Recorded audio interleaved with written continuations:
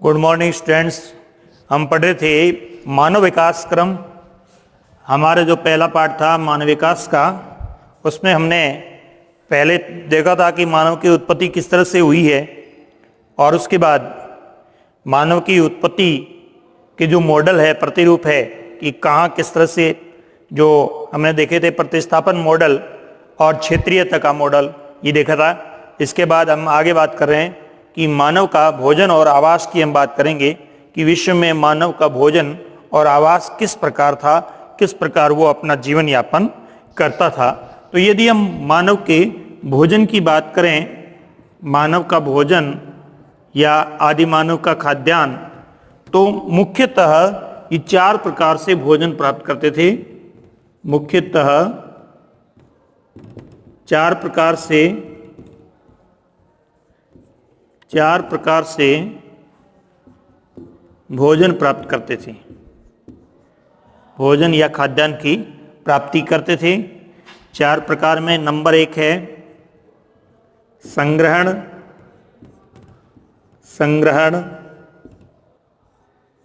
Number 2 है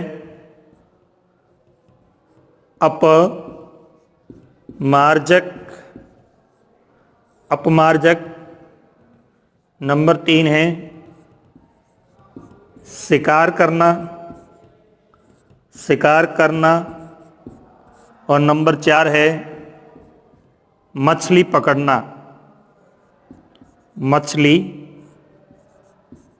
पकड़ना। ये 4 प्रकार से मानव जो है, आदि मानव जो है, वो भोजन प्राप्त करता था। आदि मानव के भोजन प्राप्ति के तरीके।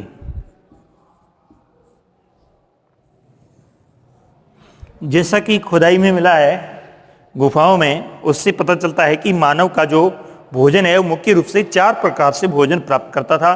4 प्रकार में सबसे पहले आता है संग्रहण। अब संग्रहण क्या है? प्रकृति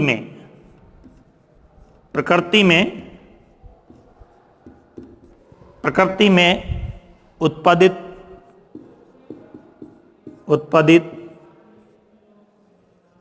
खाद्य पदार्थ, जो भी प्रकृति में उत्पादित खाद्य पदार्थ थे, जैसे फल, फूल, पत्तियां, टहनियां, अनाज, ये सारी चीजें जो प्रकृति में पैदा होती थी, उन प्रकृति की चीजों को वह संग्रहण करता था, इकट्ठी करता था, और संग्रहण के बाद वह उसे खाद्यान्न के रूप में उपयोग में लेता था। प्रारंभ में मानव ने इस तरह से अपना भोजन प्राप्त करना शुरू किया। यानी जहां जहां मानव जिस समूह में रहता था, जिन पहाड़ी क्षेत्रों में या कंदराओं में रहता था, वहां पर इसने क्या किया? प्रकृति में जो उत्पादित खाद्य पदार्थ थे उनको संग्रहण करना शुरू किया, और संग्रहण से अपने भोजन की, खाद्यान्न की पूर्ति करनी शुरू की। अब मान लीजिए संग्रहण से इसे खाद्यान्न की पूर्ति नहीं होती थी, तो वो क्या करता था? अपमार्जक जो थे, अपमार्जक का मतलब है कि वे अपशिष्ट तत्व जो अवशेष के रूप में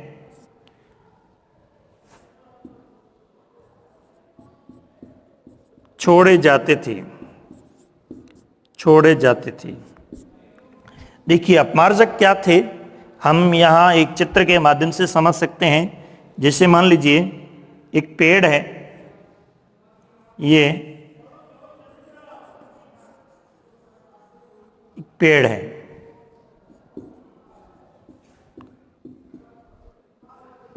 अब इस पेड़ के नीचे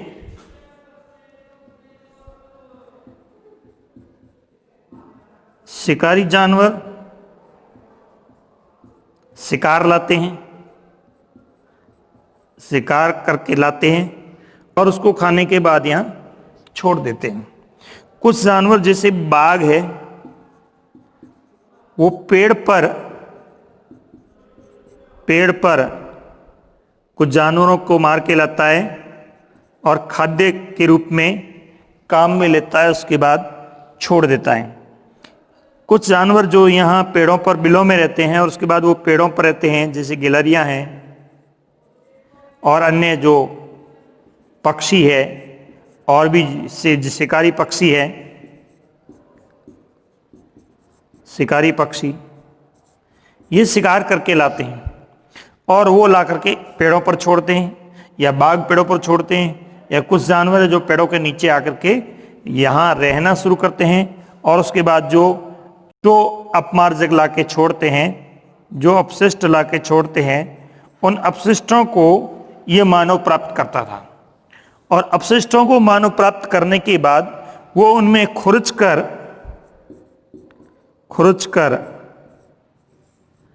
जो अपशिष्ट थे, उन अपशिष्ट को वह खाद्यान्न के रूप में प्रयोग में लेता था। या फिर किसी जानवर का शिकार किया हुआ है, मारा हुआ है, मरा हुआ है और उसके अवशेष पड़े हैं, तो उन अवशेषों में से वह अपने भोजन के लिए जो उपयोगी चीजें होती थी उनको निकाल करके प्राप्त करता था, खाता था। तो इस तरह से अपमार्जक जो है वो उसके भोजन के आधार बनते थे।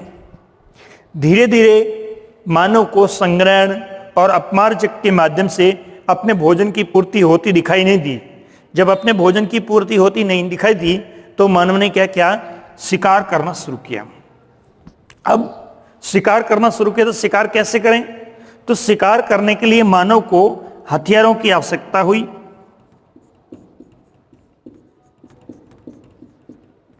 हथियारों की आवश्यकता, और जब हथियारों की आवश्यकता हुई तो ये हथियार है पत्थर से बनाए गए या पाषाण से बनाए गए। अब ये जो हथियार है वो पाषाण से निर्मित किए गए, पाषाण से बनाए गए, और पाषाण से जब हथियार बनाए गए तो ऐसे हथियारों को बनाने की जो इनकी तरीका था बनाने का, उसको हमने कहा पंच ब्लेड तकनीकी। पंच ब्लेड तकनीकी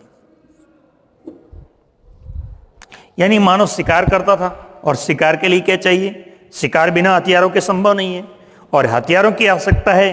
तो हथियार किसके बनाने हैं? पाषाण के बनाने हैं, पत्थर के बनाने हैं। पत्थर के ये जो मानव हथियार बनाता था वो उस हथियारों को पंच ब्लेड तकनीकी कहा जाता था।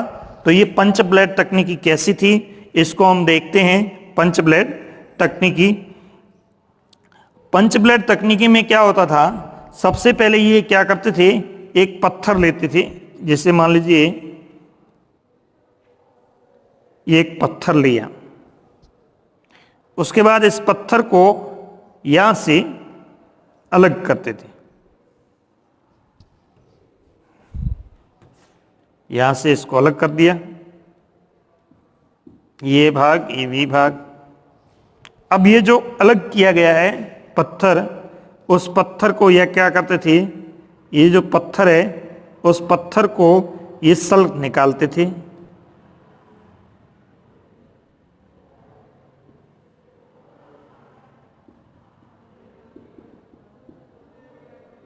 ऐसे इसके सल्क निकालने का मतलब सल्क निकालते थे। ये सल्क क्या होते हैं, यानी इसके पास वाले भाग को तोड़ते थे। तोड़ने से इसका तिकोना भाग है वो तैयार होता था, और ये तिकोना भाग होता था तो फिर अंत में ये पत्थर या तो इस रूप में बचता था, इसकी धार हो गई, ऊपर का भाग हो गया तो इस तरह से बचता था, या फिर जो है वो इस तरह से शंकुआकार में एक भाग बचता था जो आगे तिकोना होता था, शंकुआकार।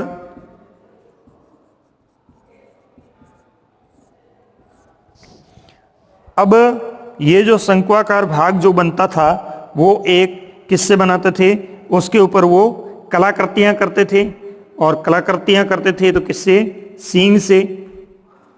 यानी जो जानवरों के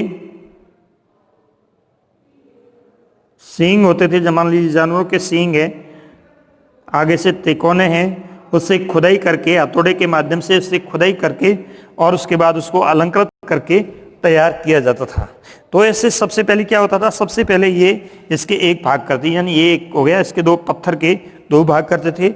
दूसरी अवस्था में ये क्या करते थे, उस पत्थर के सल्ट निकालने का काम करते थे, और सल्ट निकालते निकालते तीसरी अवस्था में वे धारदार रहते थे, धारदार या फिर वे शंक्वाकार रहते थे। अब धारदार और शंक्वाकार रह गए, इस धारदार और शंक्वाकार रह गए, इन पर किसी सींग के माध्यम से या किसी तिकोने पदार्थ के माध्यम से इस पर खुदाई की जाती थी, खुदाई करके और चित्र अंकित किए जाते थे, चित्र अंकित किए जाते थे। अब ये जो पदार्थ बन गए हैं धारदार, अब ये क्या करेंगे, जैसे मान लीजिए कोई हड्डी है,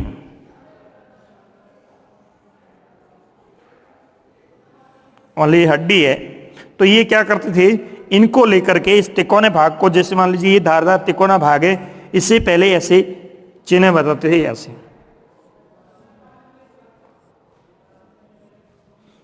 फिर इसके माध्यम से मान लीजिए यहाँ पे ये चिन्ह बना लेते थे, मान लीजिए इस तरह के चिन्ह बनाते थे ऐसे, फिर इससे खुदाई करके और ऐसे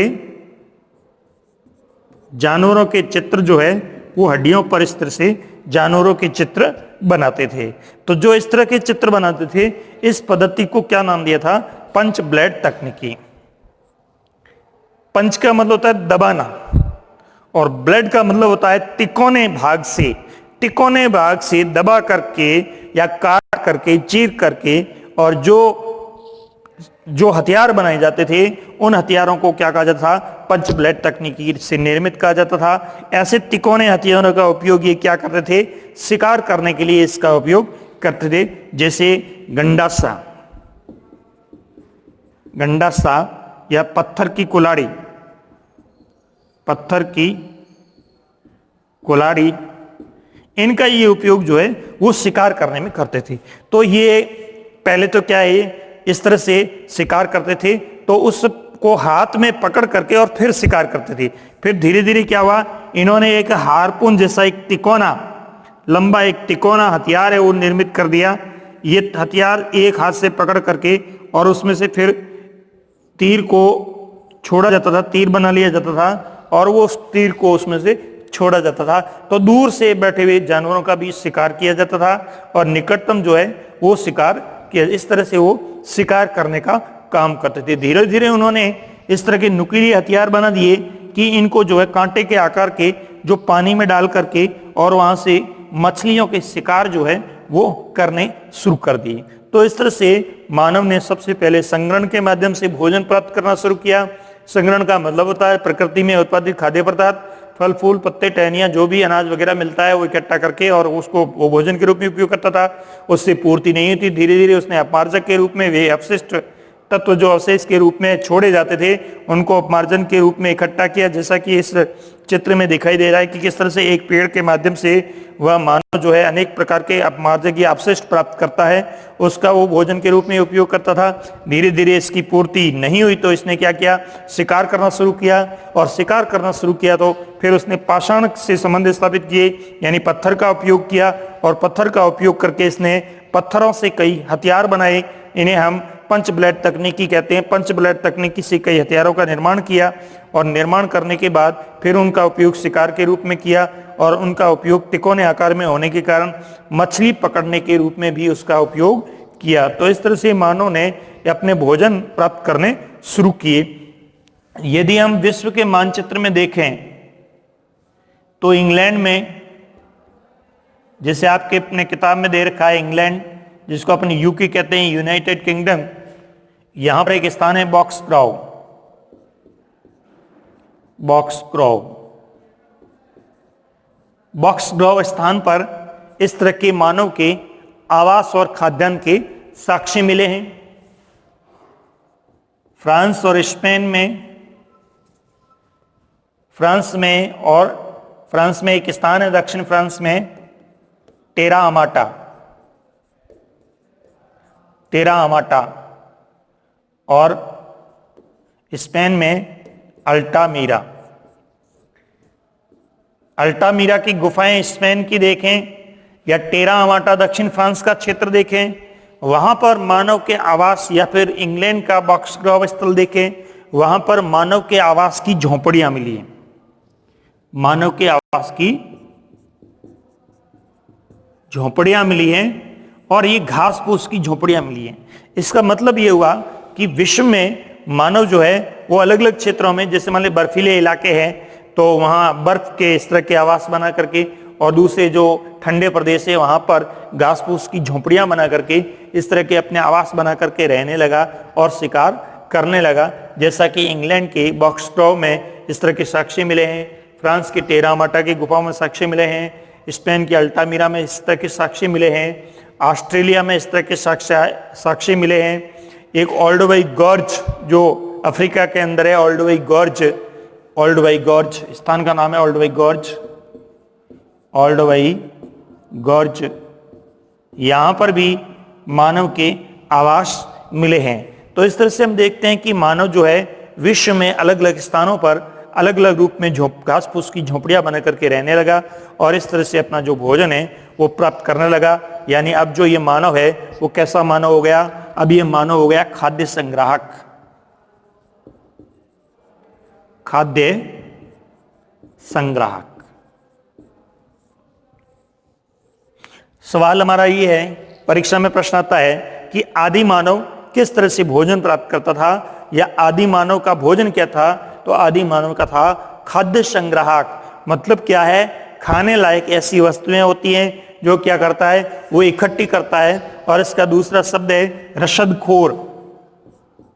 रसदखोर, और रसदखोर का मतलब है कि वह खाने की जो सामग्री है, जो रसद सामग्री है, जिसे खाने की सामग्री कहते हैं, उनको वो इकट्ठा करता है, प्राप्त करता है और प्राप्त करके फिर उसको उपयोग में लेता है। और इस रसदखोर की प्रक्रिया में एक पहला जो है खाद्य संग्रहण, जिसको हम संग्रहण कहते हैं, और इसके लिए शब्द आ गया अपमार्जक। वह किस तरह से रसदखोर बना? वह अपमार्जक को इकट्ठा करता था। अपमार्जक क्या है? वे अवशिष्ट तत्व है जो अवशेष के रूप में अन्य जानवरों के द्वारा छोड़े जाते हैं, उनको वह इकट्ठा करने लगा और भोजन के रूप में काम में लेने लगा। और धीरे धीरे जब उसकी बुद्धि का विकास हुआ कि भोजन को किस तरह से प्राप्त किया जाता है, तो उसने क्या किया? शिकार करना प्रारंभ किया। और शिकार करना प्रारंभ किया तो पत्थरों के हथियार बनाए, पंच ब्लेड तकनीकी से उन हथियारों का उपयोग किया जाने लगा। और धीरे धीरे नुकीले हथियार बनाए गए, हार्पून जैसे, और फिर मछलियां पकड़ना शुरू किया। और इस तरह से मानव अपना भोजन है वो प्राप्त करता था। जैसा कि हमारे सामने साक्ष्य मिले हैं, इंग्लैंड के बॉक्सग्राव का क्षेत्र, चाहे अल्टामीरा की गुफा हो, चाहे ये टेरा अमाटा की गुफा हो, या सांग्रीज की गुफा हो, या ओल्डोवाई गॉर्ज का क्षेत्र हो, यहाँ पर विश्व में मानव ने अनेक प्रकार के अपने भोजन और आवास के लिए घास फूस की झोपड़ियां बनाई। और वहाँ अनेक प्रकार के जानवरों के हड्डियों के साक्ष्य भी मिले, इससे पता चलता है। और पत्थर के हथियार भी मिले, इससे औजार मिले, इससे पता चलता है कि मानव जो है इस तरह से अपना भोजन प्राप्त करता था। धीरे धीरे मानव के खाद्य संग्राहक समूह निर्मित हो गए। तो अपन अगली क्लास में देखेंगे कि मानव ने किस तरह से खाद्य संग्रह के लिए समूह निर्मित किए और उस समूह को माध्यम से किस तरह से वो भोजन प्राप्त करता था। जैसे हाजा जनजाति का समूह, ऐसे अनेक कबीलाई जनजाति समूह हैं वो निर्मित हो गए। तो हमारे इस पहले यूनिट की अंतिम क्लास है कि खाद्यान्न समूह किस तरह से शिकार संग्राहक समाज बने, जिन्हें हम क्या कहते हैं? शिकार संग्राहक समाज। तो शिकार संग्राहक समाज किस किस तरह से बने और कहाँ कहाँ शिकार संग्राहक समाज